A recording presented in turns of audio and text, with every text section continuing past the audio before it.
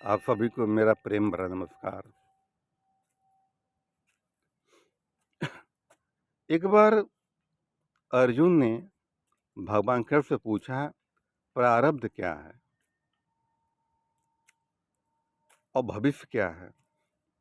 भगवान कृष्ण ने कहा, इंसान का कर्म ही प्रारब्ध है और कर्म ही भविष्य है। भगवान ने कहा, मैं किसी प्रारब्ध और भविष्य रचना नहीं करता हूं, मैं हूं। इंसान स्वयं अपना प्रारब्ध बनाता है, स्वयं भविष्य बनाता है। भगवान ने कहा, अगर कोई खाना खाने बैठा हुआ है, अगर उसके प्रारब्ध ने, उसके भाग्य में वो खाना नसीब नहीं है तो वो नहीं खा पाएगा। अर्जुन ने पूछा, क्यों नहीं खा पाए प्रभु? तो कोई खाना खाने बैठा है, वो है, जब रोटी तोड़ेगा, मुंह में डालेगा, खाएगा तो वही वो। कहने लगे, नहीं, अगर उसके भाग्य में नहीं है तो वो नहीं खा पाएगा। भगवान कृष्ण का मैं तो एक उदाहरण में देता हूँ। मैं एक बहुत बड़ा सेठ है, वो खाना खाने बैठा हुआ है, कई प्रकार का भोजन सामने रखा हुआ है, वो बड़ा खुश हो रहा है देख करके। वो उसकी पत्नी कलश में पानी भर के ला रही होती है।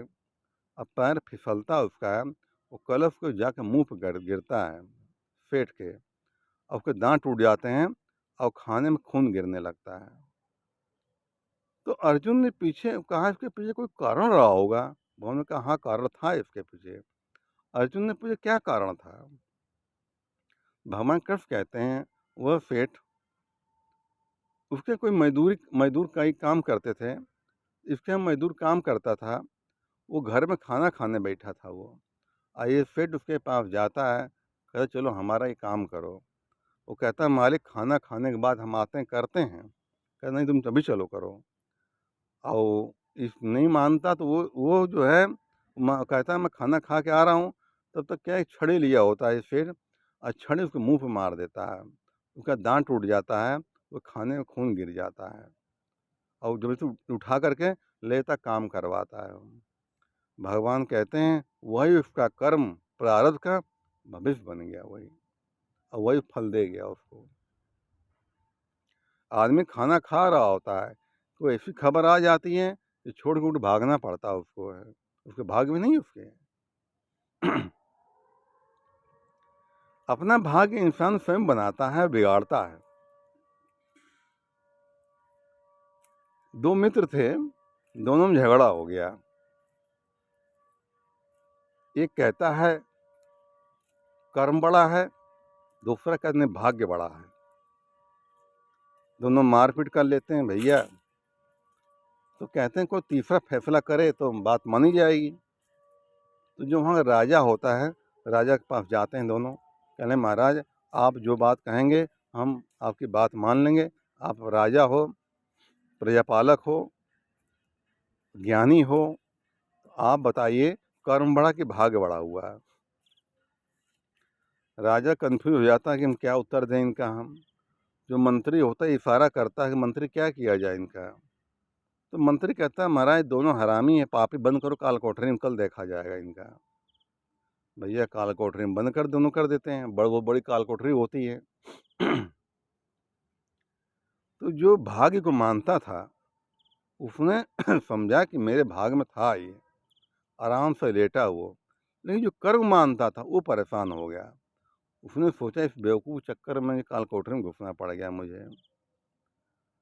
अब बेचारा परेशान, वो भूख प्यास लगी थी उसको, बहुत लंबा चौड़ा जगह बना हुआ था, भूख प्यास लगी तो गया ढूंढने खाना पाने के लिए। ये घड़े में पानी मिल गया और खाना रखा हुआ मिल गया। उसने खाना खाया, पानी पिया, कर्म वाले ने। फिर उसने सोचा, मेरा है तो मेरा दोस्त है, इसको भूख प्यास लगी होगी, उसको खिला पिला देते हैं भैया। पानी ले गया, खाना ले गया, वो लेटा हुआ था। अकल, उठो, तुम्हारे जो खाना पानी लाए देखो।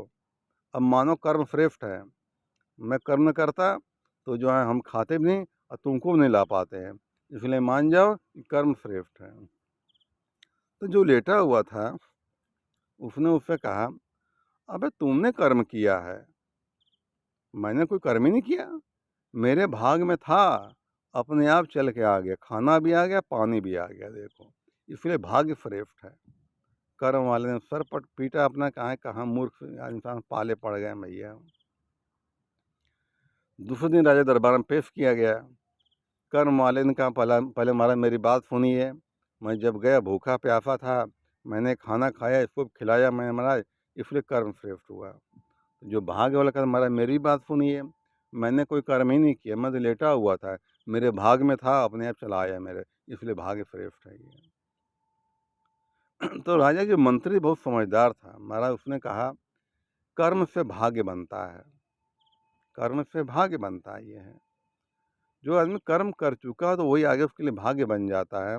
जब किसी ने बीज बोया तो उसका आगे के लिए कर्म कर दिया, आने वाले समय उसका भाग्य वही खाएगा वो। कुछ लोग नौकरी करते हैं सरकारी, रिटायर हो जाते हैं, गवर्नमेंट पेंशन देती है उनको, तो कर्म उन्होंने पहले किया, कर्म उन्होंने पहले किया, तभी तो भाग्य रूप पेंशन मिल रही है उनको, है भाग्य रूप में पेंशन तभी मिल रही है हमारी है। बहुत क्या होता है, एक संयोग होता है। संयोग क्या होता है, कोई घटना घट जाना अचानक, संयोग बोलते हैं, वो भी हमारा प्रारब्ध होता है। हम कहीं जा रहे हैं, किसी ने गाड़ी पीठ ठोक दी, टक्कर मार दी, वो संयोग हो गया हमारा, पिछला प्रारब्ध हमारा हो गया, उस साथ में चलता रहता है। ये है, जानबूझ के कर्म किया करते हो, उसका फल अवश्य मिलता है और भोगना पड़ता है। अनजाने में की हुई गलती परमात्मा क्षमा करता है, लेकिन जानबूझ कर की हुई गलती परमात्मा क्षमा कभी नहीं करता है। एक चींटी जा रही हो, अगर भूल से पैर पड़ जाता है आपका, वो मर जाती है, हत्या हो जाती है उसकी, लेकिन उसको पाप नहीं पड़ता उसका, अनजाने में की गलती है। लेकिन उसी चींटी को आप जानबूझ के कुचल दो, मार दो, आप पाप के भागी बन जाओगे, क्योंकि जानबूझ के किसी की हत्या की है आपने है। परमात्मा का खेल बड़ा निराला है, कर्म कर्म की गति बड़ी गूढ़ है भैया, समझ पाना समझ के परे है ये है। अंत में यही कहना चाहूँगा, अपने जीवन को ईमानदारी से जियो, बरक़्क़त होगी। नमक रोटी खा लोगे, सुकून सो लोगे शांति से। किसी का हक छीन करके कभी कोई खुश नहीं रहता है, दुखी परेशान रहता है इंसान है।